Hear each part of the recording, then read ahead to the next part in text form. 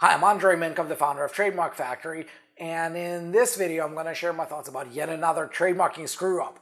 This time around it's Nirvana suing designer Marc Jacob, who stole their logo.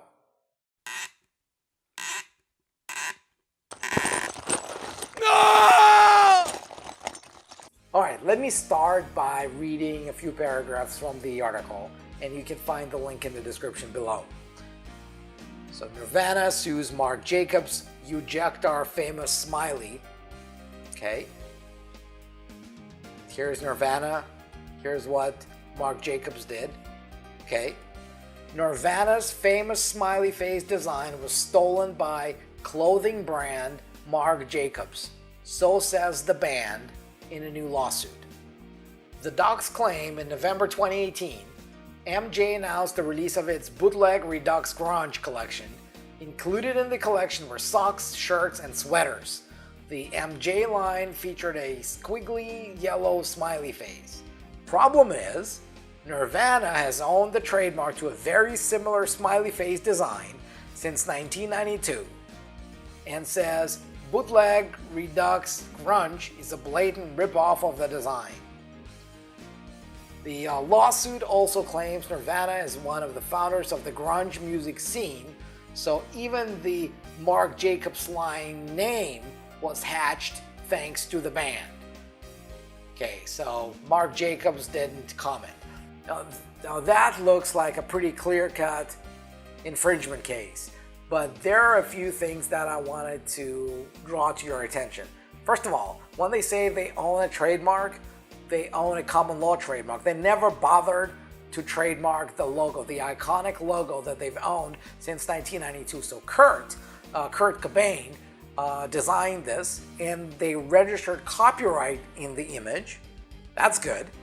But they never bothered to file for the trademark. Not even after they filed the freaking lawsuit.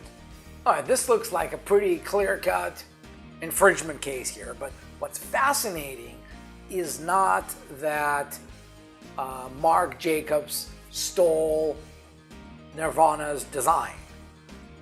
It's not even that Nirvana decided to sue Marc Jacob for stealing their design. What's truly fascinating is that the band's management never bothered to trademark the logo of the smiley face. Kurt Cobain designed it, and he registered copyright in it in 1992. That's true. Yes, they have developed what's called a common law right to the logo by its extensive use on merchandise and the album, and they really became known under that brand. So yes, they can claim they can claim common law trademark rights, but nobody thought that it would be a good idea to apply for that trademark. Not even after they filed the lawsuit. That's what's crazy. I mean, look, the copyright registration and the common law trademark are probably enough in this case to win over Marc Jacob because it's such a blatant ripoff. But it's just crazy. But on the other hand, if you think about it, it's not all that crazy coming from a band who didn't bother to trademark the name of the band. So the brand Nirvana was owned for music production and music entertainment services by somebody completely separate from the band. And that person trademarked the name Nirvana in 1991. The band did nothing.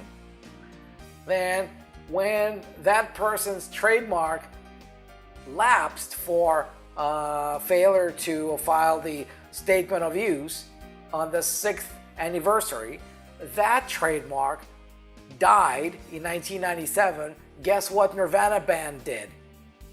Nothing. And they only filed their first trademark application for the name Nirvana in 2010, and then another one in 2014, right? Long after their their glory days were over, long after Kurt Cobain shot himself. So I'm not really surprised that the band management, who allowed even the band name to not be trademarked, that they also didn't care to trademark the logo.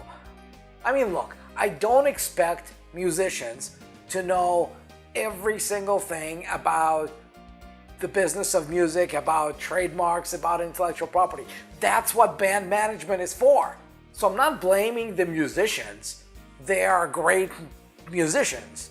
But I am blaming the band's management for failing to do its job at properly protecting the assets of the band.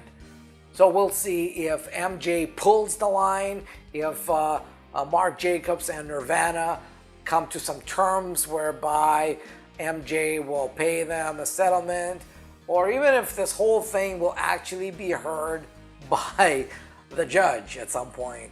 We'll see. And if there's any developments, I'll be sure to let you know. Now, anyway, if you found this video interesting, if you found it useful, make sure you subscribe right now and get notified whenever the next video goes live. We post videos like these every day, every Monday to Friday, and sometimes on weekend as well. So don't miss out. Now, if you're a musician, you're in a band, and your band has a name, make sure you protect that name. Who knows, one day you might become famous. And if you do, the name of your band is going to be one of your most valuable assets. So you want to protect it early on. If that's you, or if you're a business owner who's got a business name or a name of a product, name of a service, maybe a tagline, maybe a logo, maybe you've drawn your own squiggly face that you want to protect. Anyway, if that's you, if you want to protect whatever it is that you consider your brand, go to trademarkfactory.com, book a call with our strategy advisors, and we'll take it from there. And until then, well, let me guess. Yeah, I'll see you in the next video.